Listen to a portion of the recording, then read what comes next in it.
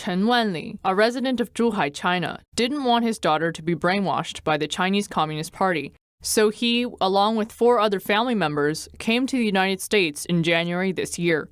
Below is his story. Prior to coming to the United States, Chen Wanli was the manager of regional marketing for a foreign enterprise in Zhuhai. One time after a business trip, Chen returned home to find his 6-year-old daughter, who was in a kindergarten middle class, singing a red song, a song that praises the CCP, to him. He was in shock. Peaceful Fights for Equal Rights. It is a children's book. We got it at Barnes & Noble. The back says, shake a hand, lend a hand, have hope, and be hope. It's meant for kids ages 4 to 8. Because you know, when you're 4 to 8 years old, that's what you should be doing, is protesting, not school or sports or anything. You should be protesting.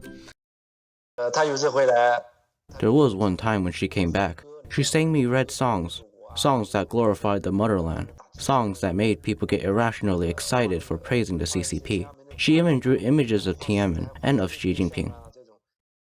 Okay, let's get into this book.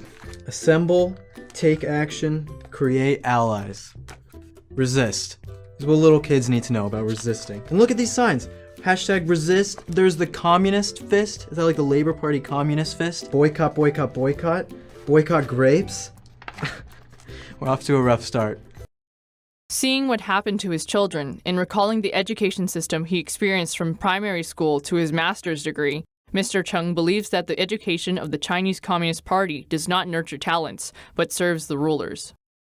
The CCP wants to educate a group of people who are not capable of doing independent thinking and can easily be guided and ruled by them. It can't even be called an education. Actually, it's breeding chives. By the time I was in graduate school, we were still taking political courses and talking about the superiority of the socialist system. And I believe that the person who wrote the textbook doesn't even believe in these himself. New study published by the National Association of Scholars looked at nearly 9,000 professors at 51 of the 66 top-ranked liberal arts colleges in the U.S. And they found political bias on campuses is not a rumor or conspiracy. It's hard fact. And the numbers are insane. If you remove the 2 military colleges from the study, the ratio of Democrats to professors, Republican professors, is 12.7 to 1. Wait. So the amount of a Republican or Democrat there professors... There are 13 Democrats, if you can even call them Democrats. I'd like to see how many are Democratic Socialists. Yes. 13 to every 1 Republican. Oh my gosh. 40% of the colleges had 0 Republicans on staff. 40% of colleges? Oh my God. 80% had so few Republican staff members that they found it statistically insignificant. So 40% had none. 80% had such a low number, it was statistically insignificant. Now, this has been building for decades. The study found in 1984, 39% of college professors described themselves as left-leaning. By 99, it was 72. Today, it's an all-out dumpster fire. There's nobody with a different point of view.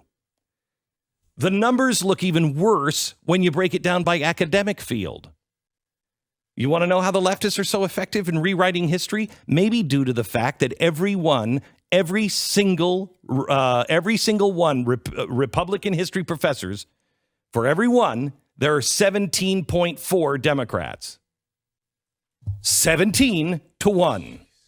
Your child an English major? If so, there are 48.3 Democratic professors for every 1 Republican, and it goes downhill from there. Thinking back to the brutal persecution his grandfather and parents suffered from the Chinese Communist Party, he decided to leave China with his children because he did not want the next generation to be brainwashed by the red education of the Chinese Communist Party, to receive wrong information, and to lose the ability to tell right from wrong. I was shocked because the CCP started to indoctrinate young children, and it is only going to get worse and worse. This is actually the one reason that triggered me to take this step as soon as possible. Elite academic apparatus is trying to shut down homeschooling. You heard from this woman, Elizabeth Bartholet. She's a Harvard Law School professor. She came out and basically said she wants homeschooling banned. Now she's got another article. This was published in the Harvard Gazette, a warning on homeschooling. Nationally renowned child welfare expert Elizabeth Bartholet. You know how great those experts are. We've been talking about them a lot on the show in the last few weeks. Those experts, you can't question them. So I don't know what it is that makes her an expert, but that Harvard says she's an expert, so she is. She wants to see a radical transformation in homeschooling. She argues that the lack of regulation in the homeschooling system poses a threat to children and society. So we got to shut it down.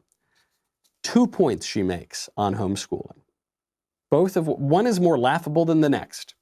She says, behind the rapid growth of the homeschooling movement is the growth in the conservative evangelical movement.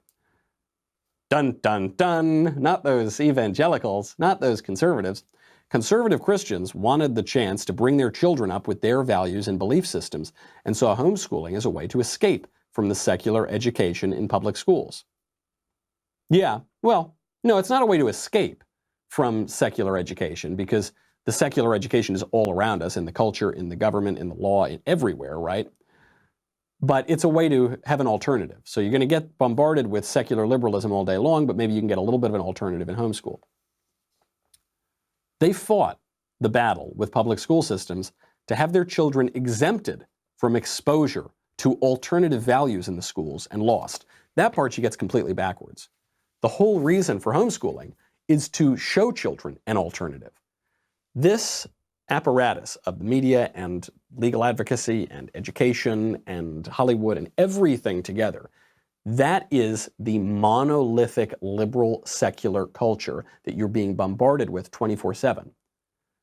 So going to church, which they're not allowing us to do right now, and they're exploiting COVID as a reason to shut down churches and arrest pastors, or doing homeschooling, which they don't want to allow us to do. Some of the great legal child welfare education experts want to ban that sort of thing.